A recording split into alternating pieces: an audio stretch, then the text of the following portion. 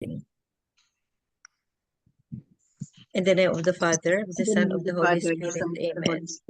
Amen. Amen.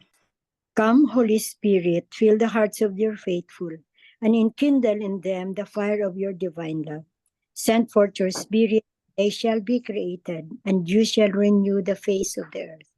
O God, who by the light of the Holy Spirit did instruct the hearts of the faithful, grant us by the same Holy Spirit to release what is right and just, and always to rejoice in his consolation. Through Christ our Lord. Amen. Amen. Amen. From the Holy Gospel according to St. Luke. Glory to you, O Lord. While Jesus was going through a field of grain on the Sabbath, his disciples were picking the heads of grain, rubbing them in their hands and eating them. Some Pharisees said, "Why are you doing what is unlawful on the Sabbath?" Jesus said to them in reply, "Have you not read what David did when he and those who were with him were hungry? How he went into the house of God, took the bread of offering, which only the priest could lawfully eat, ate of it, and shared it with his companions. Then he said to them, 'The Son of Man is the Lord of the Sabbath.'"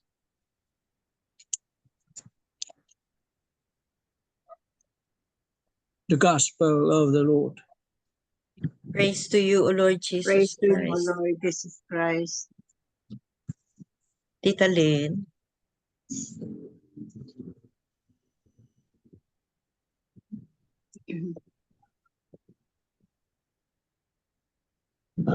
Third, today's Gospel, number 1.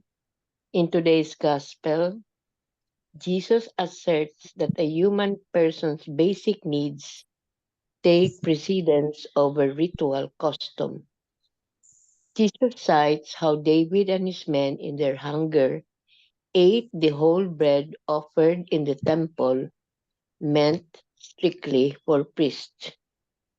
Number 2, we must always honor God in our work and in our rest, and treat our neighbor with respect and kindness without being critical or self-righteous. Number 3, do you honor God in the way you treat your neighbor and observe the Sabbath? Ask Jesus to show you how to love God and neighbor more fully each day. Amen. Amen. Amen. Thank you very much, Tita Lynn. So today's gospel is very popular, no? About thou shalt keep holy the Sabbath day. Pero during the time of Jesus, no? Jesus is now the New Testament. During the time of Jesus, no? The Sabbath, the controversy about Sabbath, no? On Jesus' actions on the Sabbath, it has sparked a controversy and highlighting the tension between tradition, no? Tradition and compassion. Ang tradition is itong about the Pharisees sticking to the law about Sabbath day na you cannot do anything. You cannot do anything. It is sinful to do anything whatever during the Sabbath day. Yun nag-stick diyan ang mga Pharisees. While here comes Jesus, no? And Jesus is emphasizing, no? Is more important for him is the compassion. Compassion kay Jesus, nagugutom na his disciples, himself, it included himself, na they're all tired and hungry and then they cannot eat because it is against Sabbath day. So ang ano ni Jesus dito is about compassion. It's not about the sticking to the law. Sticking to the law. So it is human needs versus the legalism of the Pharisees law na gina-follow nila, no? Pharisees are strictly adherents. They strictly follow to the last letter ang law nila. na most of them nga is most of them is man-made pa ba. Pero ang kay Jesus is compassion and God's mercy. So the discipleship and obedience, the disciples' actions following Jesus' example show the importance of obedience and trust in discipleship. They trust the discipleship led by Jesus. Tapos on the other hand naman, the Pharisees, no, the claims of the Pharisees, no, the Pharisees' rigid interpretation of the law contrast with Jesus' emphasis on love and compassion. So Sabbath Pharisees, strict laws versus Jesus' mercy and compassion. So the compassion, and also we can say that the comparison between the ritual ang Sabbath, ritual, and the compassion of Jesus, no? Jesus chooses compassion over ritual observance, demonstrating God's desire for mercy and sacrifice. So, makita natin ang dalawa, no? Makita natin ang dalawa. Kung minsan, no, I mean, be practical, no, na it is like kung i-apply natin sa modern life natin, no, for example, no, sa amin, ng mga healthcare workers, no, it's Sabbath day, no, of course, dapat ka sa church, but here comes a patient in really need, emergency, between life and death. You cannot say no. You cannot say no because for the mere reason na, oh, it's Sunday, Catholic tayo eh. Catholic tayo. Oh, it's Sunday, I'm off. Bahala kayo dyan. Hindi pwede. It is between that Sunday obligation na do not do anything because it's your rest day, and the compassion to your patient or to the other people. So kaya nga Jesus came not to break the law. He didn't come to break the law. He fulfills the law, but his emphasis is on compassion, mercy, and love. Yun. So that's the importance of today's and the lesson learned in today's gospel. Amen. Amen. Amen na tayo dyan. Amen. You have said everything practically. You have explained everything. So the question is, the gospel is about the Sabbath, observance of the Sabbath. For the Pharisees, for the Jews, the Sabbath is a very important celebration for them. No, it's a rest day, seventh day. Kaya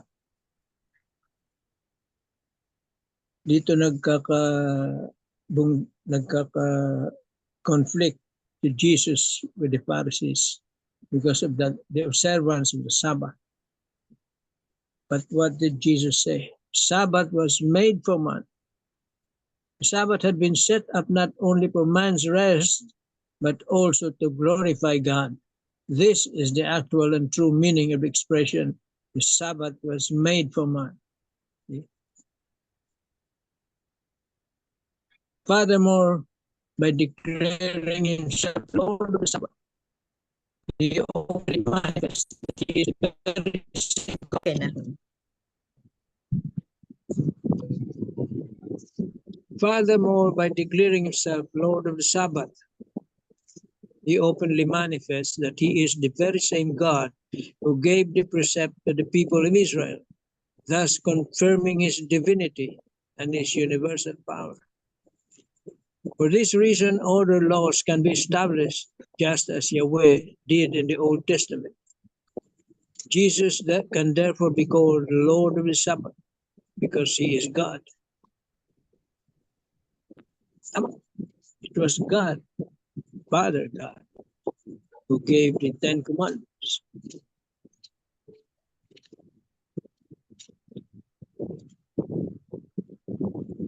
And understand that the Sabbath belongs to God, and that is a way adapted to our own nature to glorify and honor the Almighty.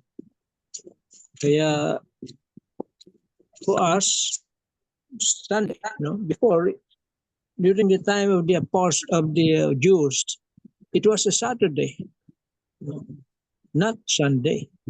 It was a Saturday. Ginawa na lang ng Catholic Church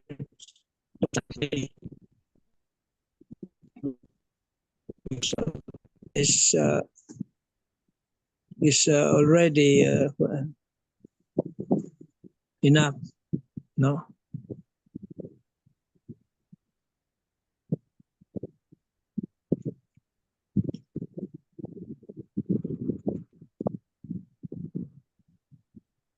Kaya nga yung batas na yan, the law, there is such thing, as I have said before, there is such thing as the letter of the law and the spirit of the law. What the Pharisees are doing is just the letter of the law. To the letter sila.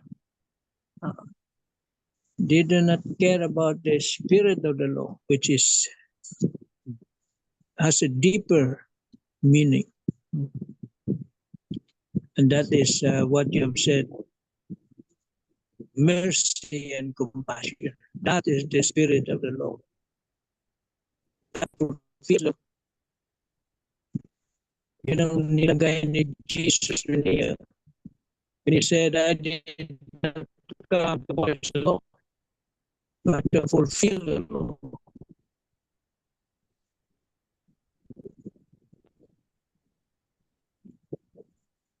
And yun ang kulang ng mga Pharisees, ng mga Hudyo. Probably not all Jews, no? Hindi lahat. But many of them who oppose Jesus' teachings. That's where the conflict is.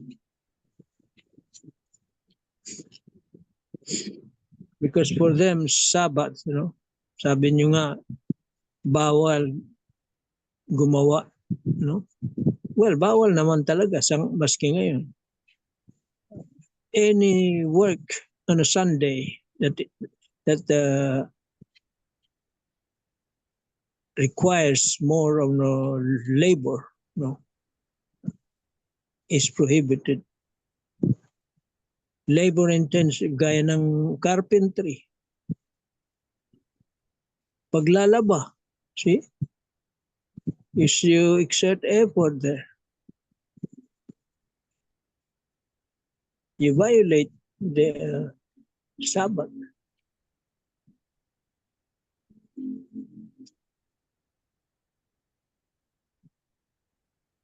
And as you have said, Sabbath is not just a rest day na you don't have to do anything. Pahila-hilata ka na lang dyan, Pag sabi ng pari, ano ba sinasabi ng pari after the Mass? Go. Go in peace and serve Go the and Lord. serve. Yeah, so And serve the Lord. nagkukuan doon, nagkukontinue yun. Hindi lang hanggang doon sa pag-attend mo ng Mass. You continue. Go. Proclaim. Yung nadingig mo sa Mass, proclaim to others. I-share. Share. Tama.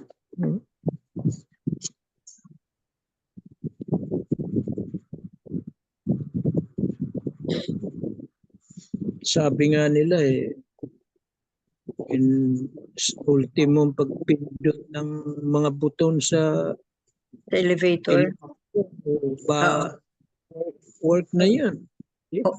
Hanggang ngayon. Hanggang ngayon? Hanggang ngayon, hindi mo makita sila na nagapindot ng elevator. Okay, Oo. Kaya sa mga hospital, hindi. They will let somebody pindot for them. Imagine that. Very strict. Oo. Kahit nasa bahay nila, Tito Manny, kahit nasa mga bahay nila, no, they call a neighbor na kung pwede ipa-turn off, turn on ang lights nila. To that Oh? extent, ha? Yeah, oo. My late brother noon, surrounded with the Jewish community, nasa Jewish community siya, ang bahay.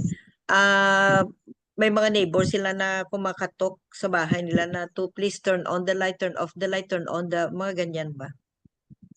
So, parang ano na ba, if they adhere strictly to the law, no, to just like what the Pharisees wanted other people to do, no, they lack empathy, Yeah. loveless.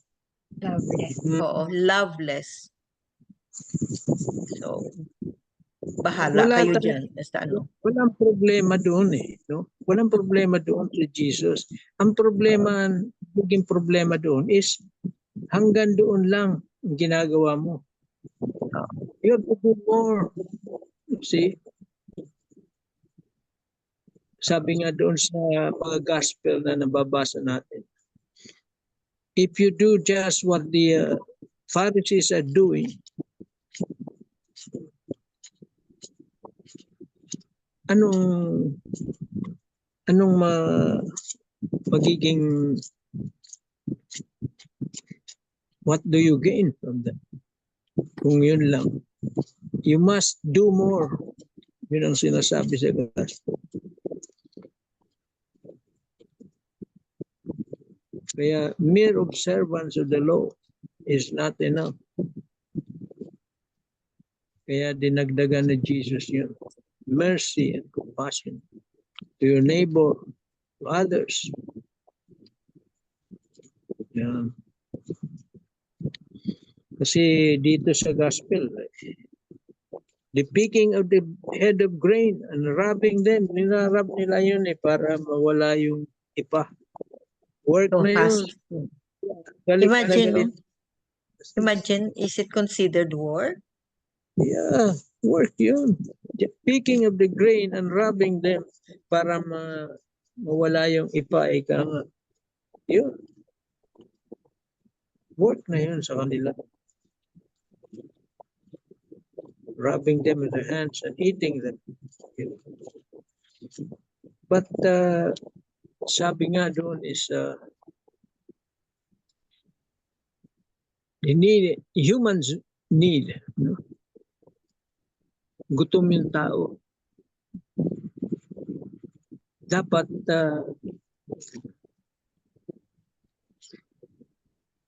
hindi siya pwedeng magutom na lang na walang gagawin. Dito yun kay Kuan Marino.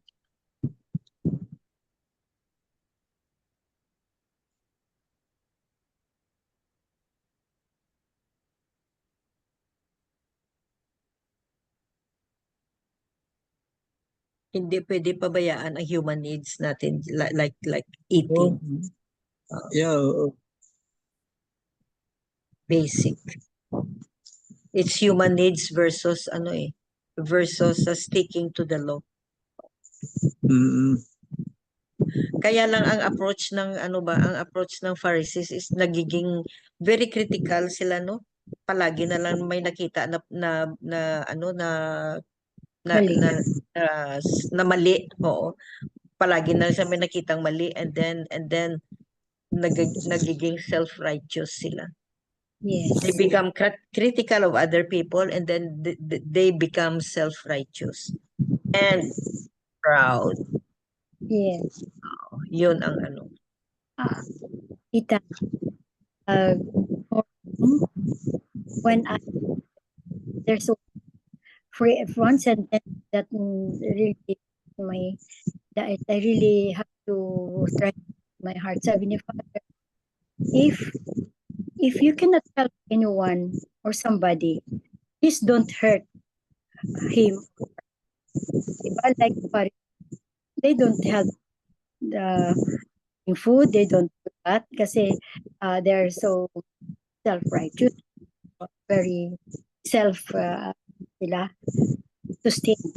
So So, but they are fond of giving remarks and reactions that could hurt the people. Sabi ko, Father, kung hindi mo kayang tumulong, huwag ka nang manakit ng damdamin ng kapwa mo. Yan.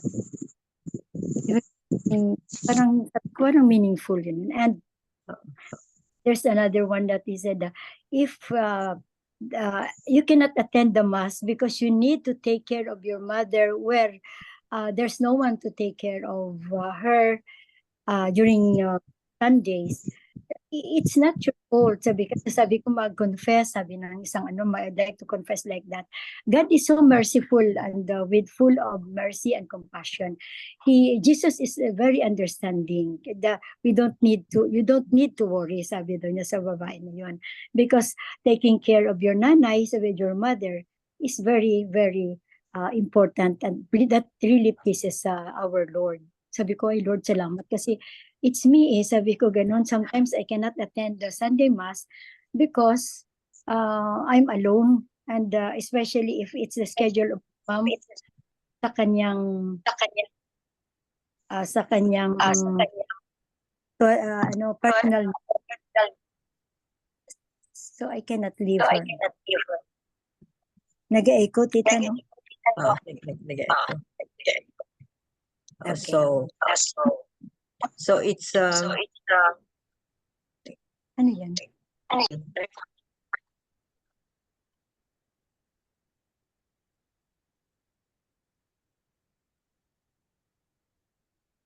So the rule that Jesus follows in the gospel is that rightful human needs, such as our need for food, takes precedence over any laws, even the Sabbath law. Doing acts of mercy is more important than fulfilling a custom or tradition. For the Lord it's the greater good that must prevail, even if it is not written.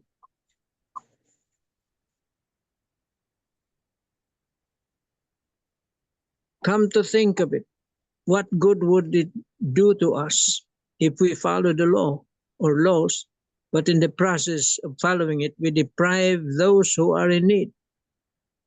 What good is our presence at church every Sunday for Holy Mass if we don't live the teachings of Jesus? Amen. Amen. Choppy ba? Choppy. Okay lang. Ho. So thank you very much, Tito Manny. So Mega Belen, for our closing prayer. Wala ka nag-echo, Dear tita. Lord, we ask that you bless each of us in our ministry and help us grow in number.